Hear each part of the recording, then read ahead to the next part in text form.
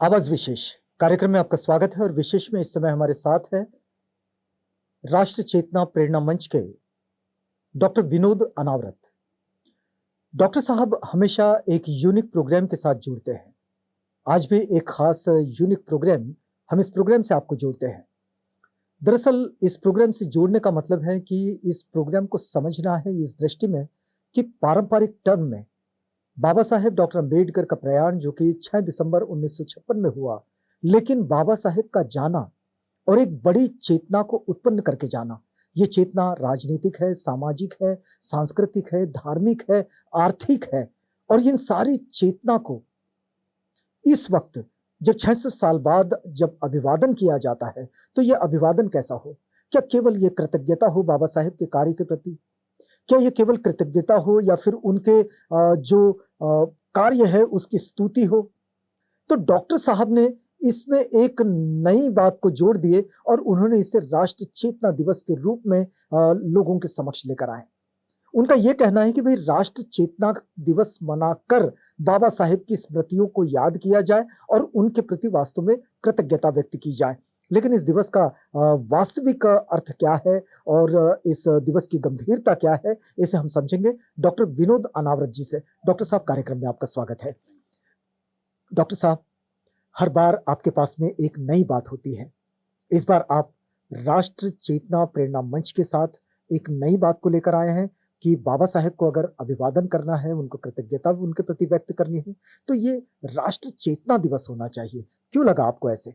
जी, क्योंकि बाबा साहब ही ऐसे एक व्यक्ति है जिन्होंने राष्ट्र कंसेप्ट को डिफाइन किया है। राष्ट्र जो संकल्पना है, उदाहरण है, उसको डिफाइन किया है जी। और डिफाइन ऐसे ही नहीं किया है, उसको भारतीय संविधान में भी समाहित किया है, जिसे कहते हैं स्वतंत्रता, समता, भाईचारा वाले जो कंसेप्ट है जी, वो संविधान में है।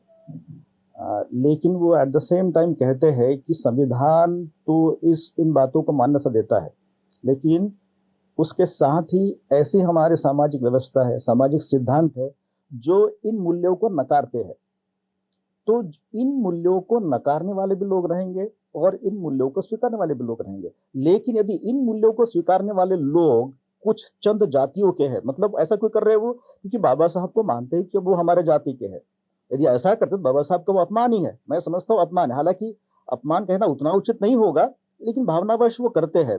उनकी भावना भी समझनी बहुत महत्वपूर्ण हो जाती है। लेकिन आम लोग तो ऐसा करेंगे, लेकिन जो हम समझते हैं ना, खुद को अम्बेडकराइट कहते हैं, कुछ लोग अम्बेडकरी कहते हैं, तो हम में जो है वो एक, मैं समझता हूँ, एक बौद्धिक जो पावर्टी है ना, इंटेलेक्चुअल पावर्टी कहेंगे हम, बौद्धिक गरीबी जिसको कहेंगे, दैन्यावस्था कहेंगे, वो हम में है, ऐसा मैं समझता हूँ। क्योंकि बाबा साहब को मानना, समझना, उनके बारे में तो बहुत कुछ लिखना, किताबें लिखना, ये तो ठीक है, तो लिखना भी चाहिए, लेकिन एट द सेम टाइम वो कौन सा राष्ट्र चाहते थे, मतलब संविधान जब दिया तो किस राष्ट्र की कल्पना करते थे वो, इसके लिए अभी तक हम लोगों ने सोचा ही नहीं। और सोचा भी होगा तो किताबों में सोचा है।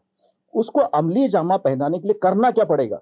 बिकॉज यही नहीं कि यही लोग जो बाबा साहब को मानते हैं वही लोग समता, स्वतंत्रता, बंधुत्व को मानते हैं, ऐसा बिल्कुल नहीं है।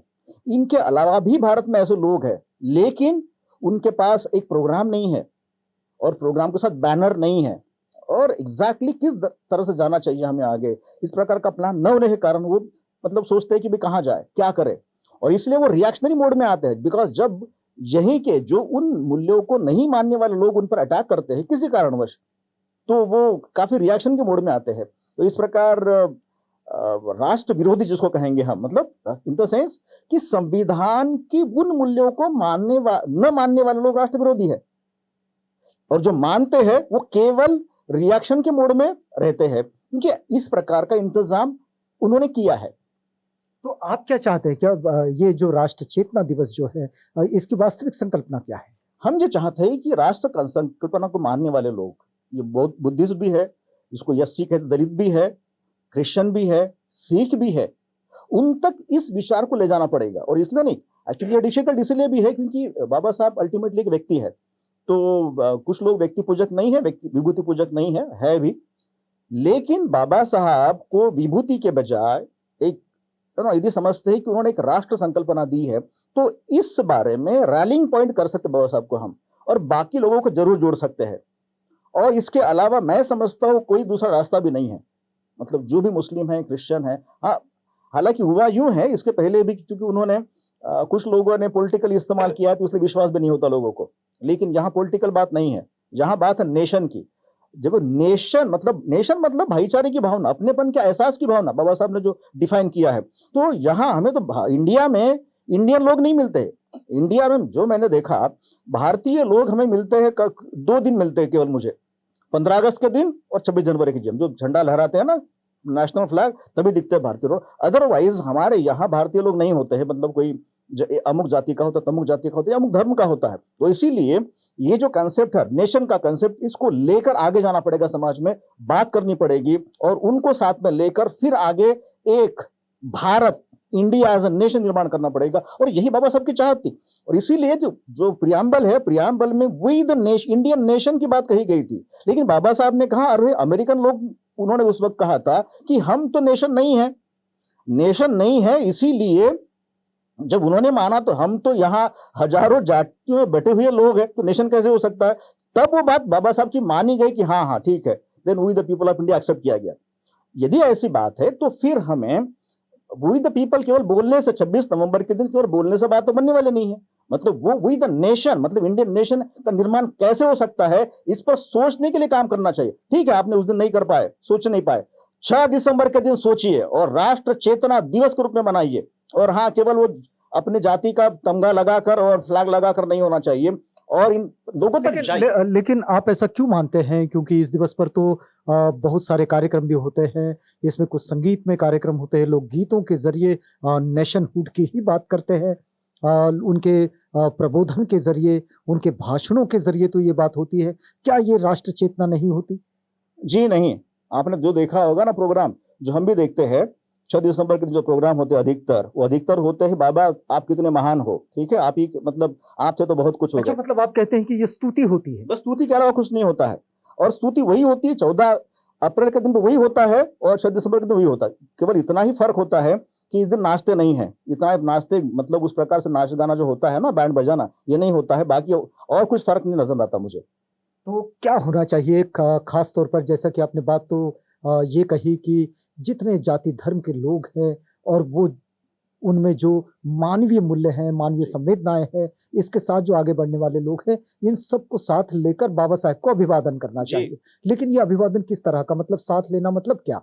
साथ लेना मतलब उनको समझाना उस राष्ट्र के कंसेप्ट, बिकॉज वो सभी जानते, पूरे भारत में जानते हैं कि माहौल किस प्रकार का है। अभी सभी जानते हैं कि विषमतावादी जो माहौल है और विशेष जाति या धर्म के अगेंस्ट लड़ने का या द्वेष करने की जो माहौल है अभी, है ना, वो तो सभी देखते हैं। लेकिन केवल अलग थलग पृथकता से इसे समझने से बात नहीं बनने वाली। वो सभी दुखी है, लेकिन दुखी होने के बाद भी करना क्या पता नहीं होता। इसीलिए हमें उन तक भी पहुंचना चाहिए। वो मुस्लिम से, क्रिश्चियन से, सिख है, इवन जिसको वो स्वयं को हिंदू कहते हैं, वो भी है, बिकॉज वो भी समतावादी है। उनमें भी कुछ लोग मिलेंगे जो समतावादी है, तो उन तक हमें बात पहुंचानी पड़ेगी, ताकि मतलब अच्छा, कुछ ना कुछ रैलिंग पॉइंट बेहद जरूरी है। राष्ट्र की चेतना के लिए आपके पास है क्या? इसके अलावा संविधान के माध्यम से राष्ट्र चेतना वाली बात नहीं उजागर हो सकती, क्योंकि संविधान सबके लिए होता है, संविधान सबके लिए होता है। इसीलिए जिस व्यक्ति ने जिसको महामानव कहते हैं हम लोग, और महामानव तो दूर की सोचते हैं, तो उनको एक सीमित परिधि में सिमटना ये उतना उचित नहीं होता है। और इस बात को हमें बाकी लोगों तक पहुंचाने पड़ेगा, और पहुंचाने से ही एक फ्रंट निर्माण होगा। बिकॉज केवल बात कहने से ही कि देखो वो विषमतावादी इस प्रकार से करते हैं, ऐसा करते हैं, वैसा करते से, रोना रोने से बात नहीं बनेगी। रोना मतलब कंप्लेनिंग तो आसान अच्छा, है। मतलब बाबा साहेब के अभिवादन को माइनॉरिटी कॉम्प्लेक्स से निकालकर उसको मेजॉरिटी कॉम्प्लेक्स में ले जाना होगा। एग्जैक्टली ये हम, अच्छा ऐसा हम करते क्यों हैं? हमारा है ही माइनॉरिटी माइंडसेट। वेदर वो यसीज हो, इवन मुस्लिम्स हो, मैं क्रिश्चियन के साथ बात कर रहा था, उनका भी माइंडसेट वही है। हालांकि यदि हम ये माइनॉरिटी कहने वाले लोग, इवन हिंदू में जो भी मतलब बाबा साहब को मानने वाले लोग, समता को मानने वाले लोग, यदि इकट्ठा होते हैं, ये बन जाते हैं मेजॉरिटी। लेकिन ये सोच का फर्क है, तो उनमें वो सोच निर्माण करनी पड़ेगी, सोच बनानी पड़ेगी, सोच बतानी पड़ेगी। चलिए, बहुत धन्यवाद आपका। इस समय हम लोग बातचीत कर रहे थे डॉक्टर विनोद अनावरत जी से।